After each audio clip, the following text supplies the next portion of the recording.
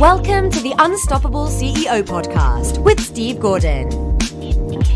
Welcome to the Unstoppable CEO podcast. I'm your host, Steve Gordon, and today we've got a fantastic interview.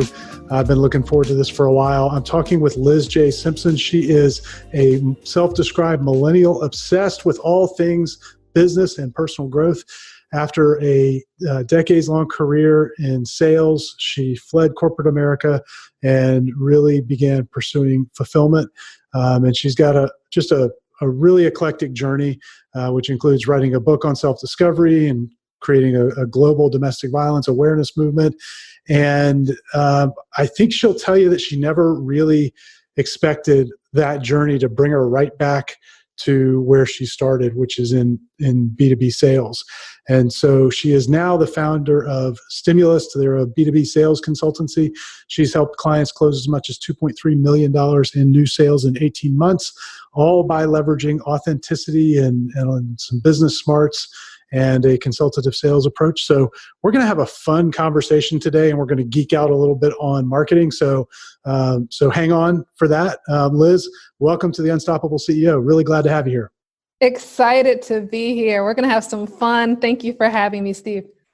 Yeah, this is going to be a good time, at least for us. Hopefully everybody that's listening will enjoy it too. But right. So take us a little bit before we get started into the marketing stuff. Take us beyond the bio. What got you to this stage? We got a little high level view, but what really got you to this stage of your career?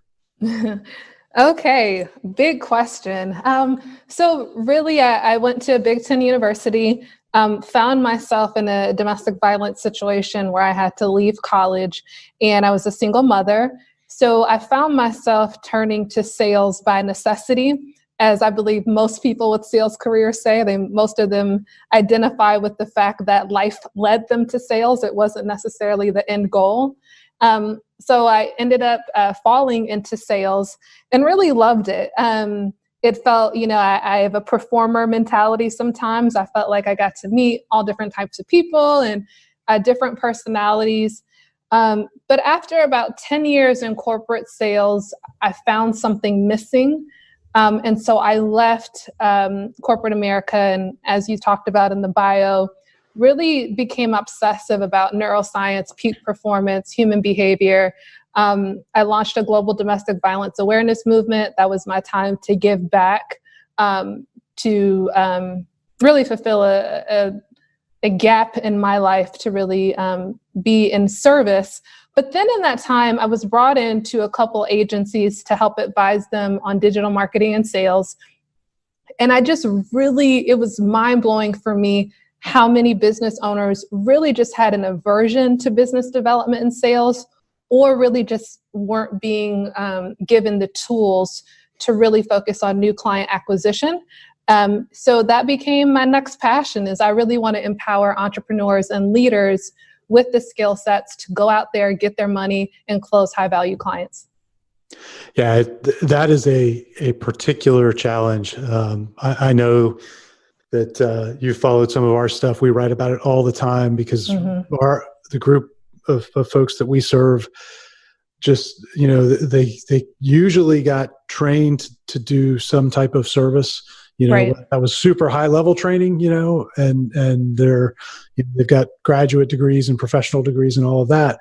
But this idea of going out and then having to sell is one that nobody particularly loves, right? Except for the professional salespeople, right? Right.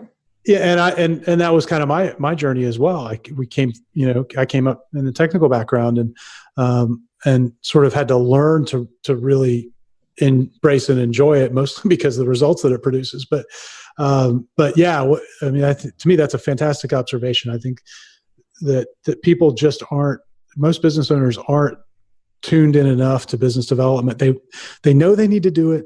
Yeah. They don't often know what to do. And we'll talk some about that. And often they're not organized in a way that helps them execute on it very effectively. So it just becomes really difficult. Absolutely. And there's never been a better time for the specialists to embrace business development, which I'm sure we'll talk about later. Yeah, absolutely. So clearly you've you've had kind of an interesting path to get to where you are now. Certainly not the straight line that all the rest of us take, right? All you perfect people. Now I'm teasing. Yeah, right.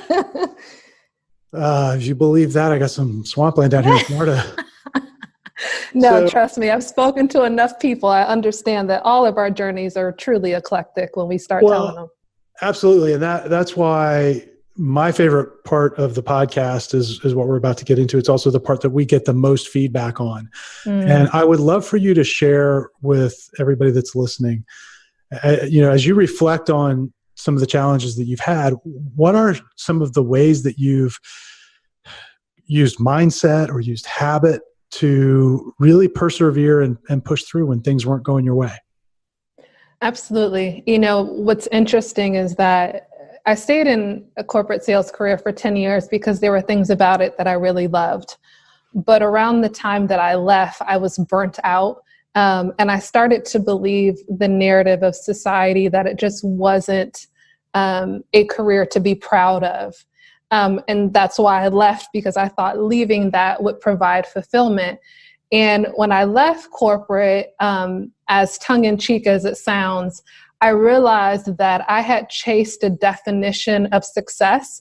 And really, when I left corporate America, there are a lot of people in my life that were like, what are you doing? You have this successful life and you're making all this money and you're doing these amazing things and you have a lot of flexibility in your career. And I was living the facade or appearance of success, but I really was miserable. And it came down to when I left corporate, I realized I had never spent any time to really get to know who I was. And to this day, I believe one of the most important journeys that each of us can take is the journey of self-awareness and the journey of self-discovery, of really truly knowing who you are, what motivates you, what do you want, and what does, I always say, success is not one size fits all. It's something that needs to be tailored to who you are as an individual. So when I look today at my life, the first thing was really just spending the time. I believe Bill Gates talks about Think Week and how he has Think Weeks throughout the year. I'm a huge proponent of orthogonal thinking and me time. So, weekends where I'm buying 6 to 8 books and I'm just spending a weekend reading and then journaling my thoughts, my insights. What do I think about these things?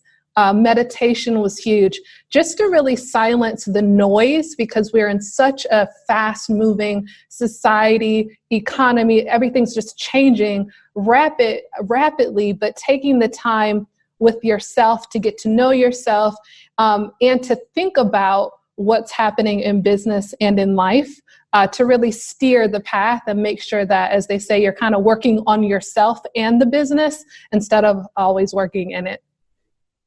Well, I think that alone is a huge insight. I mean, for those of us running entrepreneurial businesses, we are the business, whether we want to admit it or not, and whether or not we have a team. Right. At the end of the day, we're the creator of the business. So it is a reflection of us, and by definition, then can't grow beyond our own limits, which are generally opposed. I don't know about you, but I think one of the most effective ways to get to know yourself is actually being an entrepreneur. Yeah, you get to know yourself a little bit too well. I don't think, this journey, one of my favorite quotes is, you don't build a business builds you. And I thought that could not be truer. Absolutely. Who you are and how you show up in business. Every day I'm like, oh my gosh, it's mind-blowing. Yeah, you learn an awful lot about yourself in the process, which is one of the reasons that I absolutely, love this thing called entrepreneurship that most folks on the planet would never in a million years voluntarily sign up to do.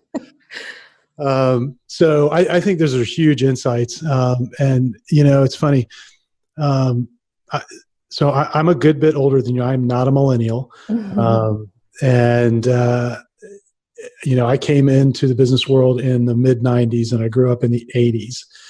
And back then, to talk about meditation, you were like a nut job out of, like literally people would look at you like, where are you from? Right.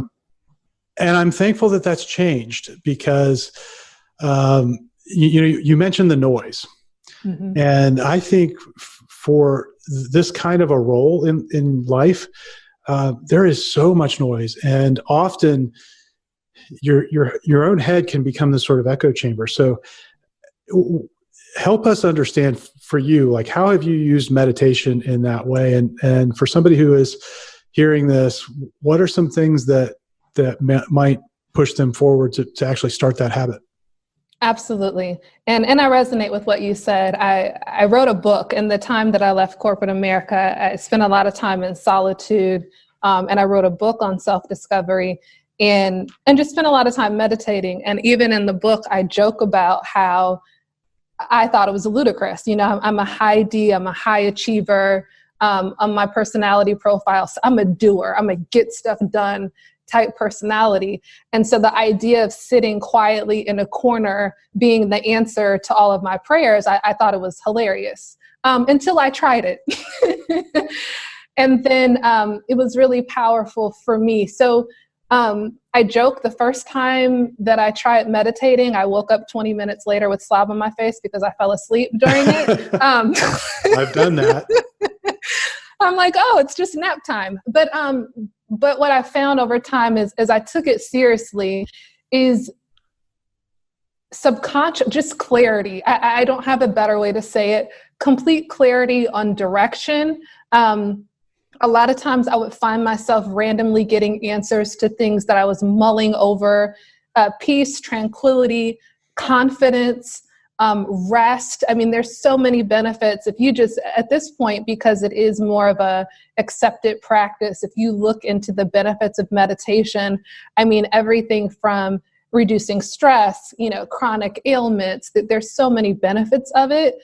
And it's really about, again, finding what works for your lifestyle. So I'm typically the person that I'll get up and I'll spend 15 minutes meditating, and then I do a brain dump after my meditation. So I'll meditate because I'm a thinker and I get tons of thoughts after meditation. So I have to brain dump in a journal. And then from there, that kind of clears my head so that I can move forward with my day. Being in a business development role, whenever I have presentations or high stress, I'm a speaker. When I have speaking engagements, I found a great practice in making sure I take, sometimes it's only 5 minutes of just stillness, quiet, to prepare my thoughts for whatever I'm coming up against. Well, and you're right, it doesn't take long. It's actually sometimes difficult to do it for very long. And I was on a plane and downloaded a video a couple of years ago onto my iPad and was watching some of the Tibetan monks go through their meditation practice. And the comment that I've kept from watching that, because it wasn't the most honestly exciting video, but the comment that I kept from that was that the reason they practiced it so much was because they, even with all that practice, they were still really bad at it, at least by their standards. It's very difficult to clear your mind of any thought and just have it be free for even a few minutes. And so, I love that tip. Just, 5 minutes, if that's all you can get away to clear your head, it's very valuable. Well, I want to take a quick break and I want to come back, Liz, and I want to talk about some marketing because we're going to have some fun with this. So everybody hang on. We're going to be right back with more from Liz J. Simpson. Hi, this is Steve. I hope you're enjoying this interview. We've got more to come in a minute, but what I'd love for you to do right now is rate this podcast. Leave us a review, rate us on iTunes. It'll really help others discover the podcast and help us help other CEOs, other business leaders become unstoppable. So if you go to unstoppableceo.net/iTunes, you can find instructions there and links that will take you right to where you need to go to review the podcast. Thanks so much. Now back to the interview. Hey everybody, welcome back. It's Steve, and I'm talking with Liz J. Simpson of Stimulyst. And Liz, let's talk some marketing. Yes. So I know you work with businesses that are selling to other businesses, Mm-hmm. and as you go in and work with a client, what are some of the first things that you notice typically? What are some of the areas where they're maybe struggling right at the beginning? Absolutely. Number one barrier is positioning and value proposition. It's very rare that someone wants to accelerate new client acquisition, has the foundation of a value proposition or positioning that we can run with. So oftentimes when someone wants to, increase new client acquisition, acquire new clients, every single time for the most part, we're having to revisit their value proposition and positioning before we can accelerate. Just really making sure we clearly understand the buyer, the value, the impact that they create for business, and speaking that buyer's language first and foremost. Yeah, that I will tell you that I think that's probably about 80% of success in sales and marketing. Absolutely. That's the hardest part. I tell people, I'm like, business development practices, sales practices have stood the test of time. What I teach technically isn't new. The foundations of sales are pretty solid. As you said, 80% of it is knowing your buyer. And then from there, the easy part is selling. I can teach you that. Those are simple systems. Well, and if you get the value proposition right, or, you might describe it as your offer, if you get your offer right, meaning that it's tuned into what the buyer really wants, Yep. At that point, the selling becomes pretty easy. Absolutely. Prospecting is a whole new ballgame. And as you know, there's so many ways that you can diversify and monetize what you're doing with the right value proposition. So let's dig a little bit deeper on that. So let's just imagine you're working with a client, you're taking them through this process, and you're beginning to look at their value proposition. What are some of the questions? So if somebody's listening to this as if they were kind of your client sitting across the table from you, what are some of the questions you would begin asking them to get them thinking the right way about value proposition? Absolutely. The first question is, what's the business problem that you solve? So for your buyer, what's the problem you're solving? So the great thing about your audience and those who are listening is that you guys are experts. So technicians, you have a trade, which means that you have a wealth of business acumen, expertise, you're a specialist at what you do. And oftentimes it's just having an outsider to be a sponge and absorb that. So one of the first things that I do is go deep on what's the business problem that you solve? How does your buyer articulate that problem? We'll go deeper and we'll actually qualify and quantify the cost of the status quo. Because in the B2B space, oftentimes your greatest competition isn't the business down the street, it's business as usual. It's them deciding that they don't want to disrupt what already is.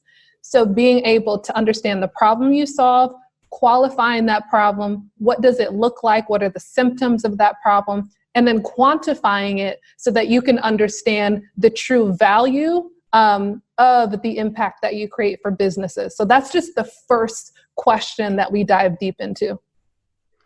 Yeah, I think going through that sort of thinking process is for a lot of experts, that's difficult to do without having an outsider come in and help you, because you have the curse of knowledge. You're so close to it. You often, and I go through this a lot of times with our clients, they see the world from the perspective of their deliverables, not from the perspective of the result it creates for the client. And, I don't know if you see that as well, but to me, that's a little switch that if you flip it, all of a sudden it makes a world of difference. Yes, it's funny that you say that, because sometimes it's like pulling teeth. I mean, I'll do VIP strategy days where we will literally for 8 hours work on that problem. And I give pre-work beforehand. And it's very difficult, especially because typically technicians or specialists by nature tend to be very detail oriented. So they're used to being in the weeds. And so it takes, they talk about outsiders. It takes a good outsider someone who might be more of a visionary, to pull out and take that 30,000 foot view to look and say, okay, this is the domino effect of the impact that you make. This is really how they value it, because oftentimes you have to do that work on your own. So in business development, when we're talking about sales processes, I always talk about, you can't take the first answer that a prospect gives you at face value. You really want to get to that third level of why, so you can really understand from them what they're trying to achieve.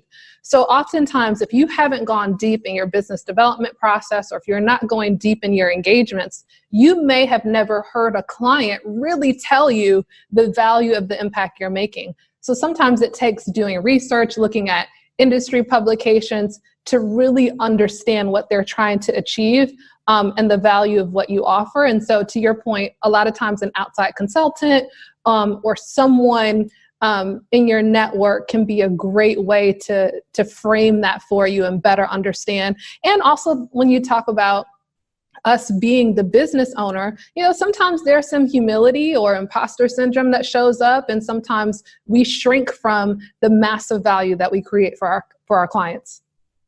Yeah, I think without a doubt, but this is so important. Getting this stuff right can really determine what you're going to get paid. It can determine how difficult or how easy it is to sell and acquire clients. And I think to ignore it just kind of dooms you to having a really difficult business to grow and to run, and certainly makes it hard to go out and fetch premium prices.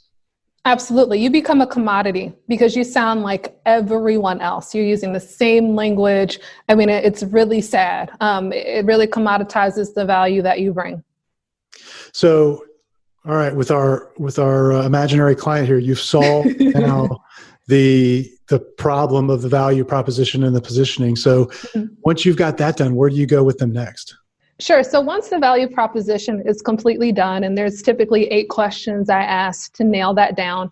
Once we have that done, from there it's mapping out their sales playbook or their business development playbook, where it's a deep dive into the buyer. So we are becoming obsessive about understanding our buyer, their world, their symptoms, their language, everything. So the sales playbook or business development playbook is mapped to each step of the buyer's journey. So at the awareness stage, what do we need to provide for them to be aware that our solution might match up to the problem that they're having, right? So there's typically 5, depending on the business, but typically there's 5 stages of the buyer's journey that we're focused on. And the key in the B2B space, which ties to digital marketing, is that your typical B2B buyer does about 60% of their research and their decision making before they ever raise their hand and announce themselves to you. So the importance of digital marketing is that you have to understand the value, the impact, the buyer's journey, because most of what you're doing is trying to educate the market before they ever interact with you, right? So helping them to map out that journey and then tie down what assets, collateral, white papers, resources are they going to use to educate the market, so that when that buyer is doing their 60% of research, they realize that you are one of the prime providers that should be in their top 2 or 3 that they explore and have a conversation with. Yeah, and I think it's just so critical these days to insert yourself there. It used to be that the only way for a potential client to get any information was to get on the phone with you. You controlled so much of that interaction. Oh gosh, yes. And now they can sort of wander around the web and be anonymous. And so being intelligent about how you're putting yourself out there and making sure that you're doing that in a way that is going to attract the right people is, I think it's sort of the baseline for being in business these days. It's paramount. And there's such an opportunity, because what's happening in the digital marketing space is that, as you know, the seller used to be in control, as you said. We controlled the information, the journey, marketing everything. But now the buyer is in complete control, and a lot of them have become numb to tongue-in-cheek tactics, right? So at this point in the B2B space, they are truly looking for value creators and specialists and trusted advisors. Data and information is everywhere, but what they're looking for is, who do I trust to translate this data into actionable business insights that will create the impact I'm looking for? So with all the data, they want to know who they can trust. You know, I always compare it to a recipe in cooking. Like, there's so many people I can go to on how to make a grilled cheese sandwich, but there's a couple websites that I trust because I like their aesthetic. I know if I use the ingredients that they provide, it's going to create something that is palatable to me and my preference. So as for experts in this space, I never do hard closes. I never have to do any manipulative hard closes because I show up as a value creator. I show up with my business acumen. I put myself in the shoes of my buyer. And by the time we get to the close, it's just, I mean, it's a no-brainer. It's like, do we want to partner together or not? We can negotiate some of the stipulations, but at this point, I've created enough value. I understand I've invested so much in your business and understanding your culture that you really don't want to invest that time anywhere else because you trust me. Yeah, I think this is actually one of the best times for experts, for professionals to be able to sell, because now the buyers are doing, this is their behavior, kind of their default behavior. And it's also the most economical time in the history of the planet for you to publish that interpretation of the facts that they're looking for. You know, back when I first started in the mid 90s, I mean, this is old school. I'm so old, we didn't have the internet when I first started out of college. It took us like a year, and then it was the internet in a box. But, you know, for us to publish anything, there were a handful of trade journals.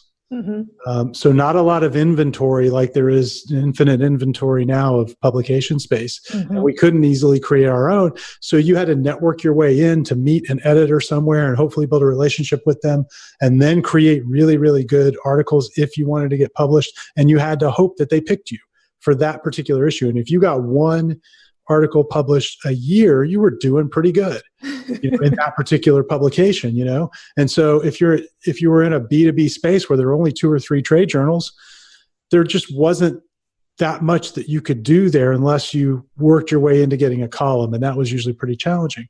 Fast forward now, and you can create your own media platform and share your wisdom with your little part of the world. It gives you a huge advantage. And I love what you said at the end, where you don't have to ever hard close anyone.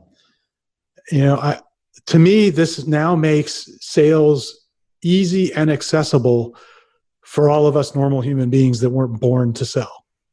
Absolutely. You know, I saw a statistic, I don't know, probably 15 years ago, that about 4% of the population are just born. They have naturally gifted. They have these, you know, their personality is wired to sell. Mm-hmm. The other 96% of us, we have to figure it out and learn.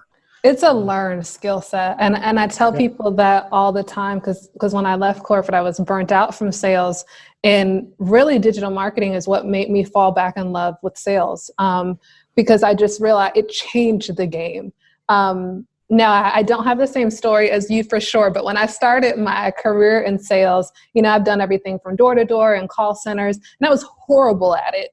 I'm a product of Fortune 50 companies investing a lot of money, where I would go off for training for 6 weeks. And so, I mean, I've been heavily invested in, and 13 years later, I think I'm fairly okay with it, where I can teach it, but I'm learning every day. But to your point, I mean, it blows my mind, the skills, the opportunity, the resources that individuals have now to grow a business. It just being that person who started off in sales, to your point, where I had no way of finding the decision maker. I mean, I have so much fun on LinkedIn these days. I mean, you can be connected to anyone. And when you talk about digital resources, there are so many tools that make it easy for you. I mean, one tool I use is a link match, which connects with my pipe drive. So when I'm on LinkedIn, there's a X if I'm not connected with someone. And if I see someone on LinkedIn who might be a good prospective client for me to explore, all I have to do is click one button, it populates pipe drive, and then now that person's added as a prospect in my pipeline. It's so, sometimes I'll look at job boards and see, someone's hiring business development, and then I'll find them on LinkedIn and say, hey, I see you're hiring a business development role. Is there any way I can, support you in that? There are so many ways to get close to your buyer, regardless of their job title, and to authentically build a relationship. And because of all the spam in the marketplace, right, when there's a lower barrier to entry, you get all types of business people. But again, we are looking for authentic connection with trusted advisors. So if one, you can do the work of digging deep and truly understanding the problem you solve and the impact, and then if you can translate that into a value proposition and messaging that resonates with your buyer, you cut through the noise immediately. And regardless of what format you use, now you can really leverage digital to get front and center with any of your buyers. And the last thing I'll add to that is that in the space of that I operate in, which is mostly professional service firms, consultants, B2B business, service-based businesses, most of my clients don't need thousands of clients. They need normally, 25 to 100 clients to really catapult their business. So, we talk about positioning, that going deep doesn't mean going small. It's just you're going narrow and you're being very targeted in your approach. And by doing so, you get so much higher value clients to make it's a game changer for business completely. Well, and not only that, it's just easy. It is. In comparison. I mean, so much easier. I always joke that, when you start off a business, you have two criteria for who looks like a good prospect. They have a heartbeat and a wallet. And, right. And some people are just looking for a heartbeat. Right. Yeah. I like them to have a wallet though. I do like to eat, but when you begin to go from that definition, and that definition is problematic because, I used to work a lot with financial advisors and still work with some. And for them, literally every adult that's employed is a potential client, right? Mm-hmm. And so they could walk through the supermarket and it's like prospecting city right there for them.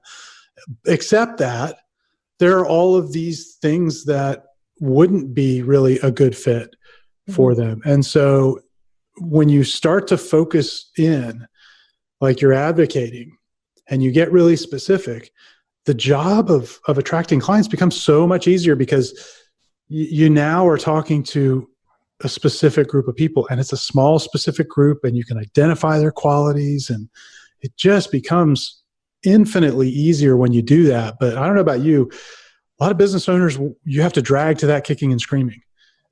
It's scary for a lot of business owners. Going back to positioning and why it's the first step, I'm a huge fan of strategy leaders like Tim Williams or, Peter Drucker, people of that nature. And they talk about how strategy is more about what you're not going to do than what you will do. And so if you believe in strategy and if you understand the importance of strategy for a sound business, then you have to understand strategy is about creating scarcity. In order to position yourself, it's more about saying no. They talk about Seth Godin, I believe, has the quote where he talks about what makes a great museum isn't about what's on the wall, it's about what's not on the wall. And so in order to curate a great museum, it's editing out all of the things that you're not going to allow. And so sometimes it's really hard for people to really embrace that. But if you can really focus on who you're best called to serve, and in the B2B service-based space, there's a phenomenal business case for it because I challenge each one to talk about profitability. The time it takes to wrap your head around every engagement for businesses of all different sectors, there's a cost to that, and it's eating at your profitability. But if you focus on an avatar, you get deep domain expertise, you gain countless insights, where then it becomes more about replication. And the whole point of being an expert is so that you're more profitable, and you're not trading time for dollars. And the other prediction that I boldly make is I think digital is going to disrupt the generalists. When you look at buyer behaviors, when you look at the fact that voice search is only becoming more and more popular, people are not going to go to Google and search for a generalist. They're going to be very specific in their voice search of, I'm looking for a leadership consultant in the manufacturing space who solves this problem. And you're not going to be able to compete. Yeah, I completely agree. To me, that's incredible news, though. It's incredible news. It's really difficult to be a small fish in an ocean. Yeah. But it's really profitable to be the big fish in a puddle. And it's so easy. Oh. It is. It's really easy. And, for most of the folks who would listen to this, you're absolutely right. They don't need 1,000 clients this year. No. To have a phenomenal year. I'll never forget. I talked with one guy a couple of years ago, and we didn't end up working together. It just wasn't the right fit. But he had only had, over the previous 2 years, one meeting with a potential client on average per quarter. And, and I guess, the business was operating. He had some existing client base, but that was an extreme example. But I talk to businesses all the time that aren't having more than a couple of those meetings a month. And so you don't have to, so much of what's written online, and this is one of the things that's really frustrating, at least in our world of marketing, right, is that you see all of these 0 to $1 billion case studies out there, right. Like fell asleep half drunk on Friday night and woke up Sunday morning and they were a billionaire. Right. Oh, wow. What did he drink? And so that stuff gets glorified, and I think it's distracting. Absolutely. Because for most of us in business, we need like a consistent way to make base hits month in and month out. And if we can keep making base hits, we're going to have a phenomenal business that'll go for a really long time, serve us well, serve our families well, and do good in the world. And, I love that that's kind of what you're sharing. I think it's just such an important message. So how about, before we wrap up, a practical tip that somebody can take away? So like, if you're working with a client, what's one of the very simple practical things that you would give them to go do to help them kind of get organized and keep moving forward and improve their sales? Absolutely. So I'm passionate about activity-based selling. So as they say, what you focus on is what shows up for you. And myself included as an entrepreneur, it's really easy to be caught up in being busy and thinking that you're being productive. So I teach every single one of my clients to focus on income producing activities. So look at structuring your week and chunk your calendar. So if you're really busy, I typically, for a client that I'm just getting their head wrapped around business development, will say, choose 2 days a week that you will commit 2 hours non-negotiable to income producing activities. So that might be Tuesday and Thursday from 9 a.m. to 11. And for income producing activities, that could be prospecting, that could be sales presentations, proposals, but they have to be very focused, intentional efforts that are going to move the needle, taking from a prospect to a client. Because to your point, it's very easy to let months pass by, think you're busy, and then I'll come in as an outsider and audit your time and realize none of that actually was moving the needle for any new clients to come into the business. So if I could have you take away one habit, commit to 4 hours a week that you are focused on business development activities and growing your business. That's fantastic advice. And thank you for sharing it. And Liz, thanks for investing a little bit of time with me today. This is, it's been fun, and I'm glad we had the opportunity to connect like this. And I think it's been I hope it's been really educational for everybody listening. We could probably go on for hours on the topic and have a really good time. So before we wrap up, how can everybody find out more about the work that you're doing? Where can they connect with you? Absolutely. So Liz J. Simpson, I'm on LinkedIn, Instagram. They can always text revenue to 444-999. I'm a millennial, so I have a text opt-in if you want to join me there. And Steve, I love what you're doing, podcasting for business development. I'm such a fan, so thank you for building this platform to educate all of us. Yeah, no, this is fun. This is my fun work. This is a Friday afternoon as we record. This is the way I get to end my week, so it's a blast. And thanks for being here, and thanks for sharing your wisdom with us. My pleasure. Thanks for listening to the Unstoppable CEO podcast. Help others discover this show. Leave a review and rating on iTunes at unstoppableceo.net/iTunes.